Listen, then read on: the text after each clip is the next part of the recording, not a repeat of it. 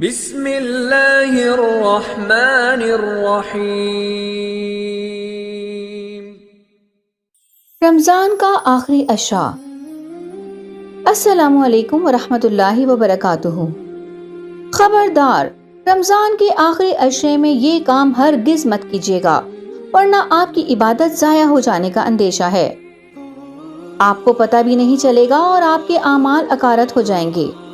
کیا آپ جاننا چاہتے ہیں کہ رمضان کے آخری عشرے میں ہمارے پیارے نبی صلی اللہ علیہ وسلم کے کیا معمولات تھے؟ وہ ان 10 دنوں کو کیسے گزارتے تھے؟ ہم اس ویڈیو میں آپ کو بتائیں گے کہ کون سے وظائف رمضان کے آخری عشرے میں کرنے چاہیے اور کن کاموں سے رک جانا چاہیے۔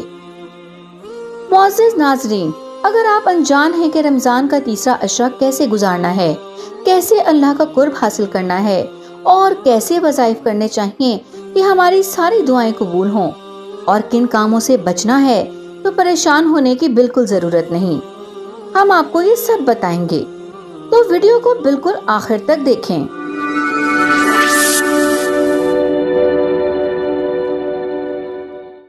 جیسا کہ رمضان کا تیسرا عشرہ نجات کا ہے، یعنی جہنم سے نجات کا، تو سب سے پہلے آپ کو وہ دعا مانگنی ہے جس میں جہنم سے آزادی کا ذکر ہے۔ تو آپ کو بتاتے چلیں کہ اللہم اجرنی من النار، اس دعا کا کثرت سے ورد کریں۔ سحری کے وقت تھوڑا جلدی اٹھیں اور نوافل کا اہتمام کریں۔ یہ وقت قبولیت کا ہوتا ہے۔ اس وقت آپ جو دعا مانگیں گے وہ قبول ہوگی۔ استغفار کا ورد چلتے پھرتے کریں اور ہر لمحہ اللہ سے خلوص دل سے یہ دعا مانگیں کہ اس عشرے کو ہمارے لیے باعث رحمت بنا دے۔ رمضان کے یہ آخری 10 دن نہایت اہمیت کے حامل ہیں۔ اس میں جتنی ہو سکے اتنی عبادت کریں۔ خاص طور پر طاق راتوں کو جاگ کر شب قدر کی تلاش کریں۔ ان راتوں کی عبادت پورے مہینے کی عبادت سے افضل ہے۔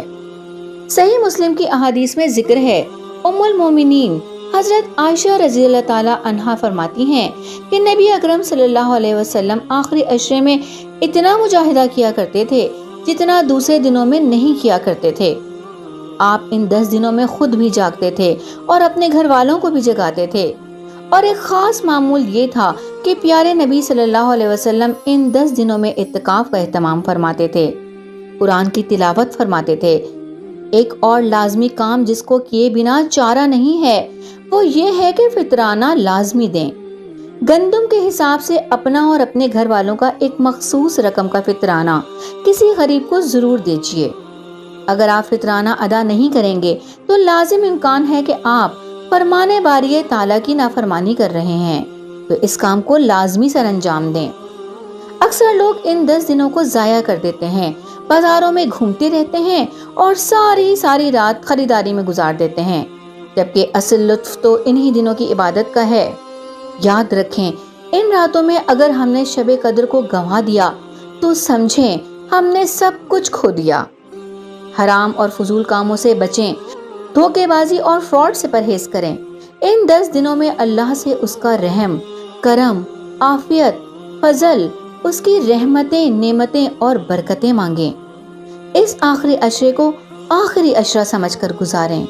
کیا پتہ اگلے رمضان یہ عشرہ ملے یا نہ ملے۔ اللہ سے دعا کریں کہ وہ اپنی پسند کے مطابق ہمیں ڈھال لے اور جہنم سے نجات دے دے۔ سوچئے ذرا، ہم اپنا آخری عشرہ کیسے گزار رہے ہیں؟ کیا ہم ان دنوں کو ویسے گزار رہے ہیں جیسے گزارنے کا حق ہے؟ اگر نہیں تو ابھی بھی وقت ہے، طاق راتوں سے فائدہ اٹھا کر آخرت سنوار لیں۔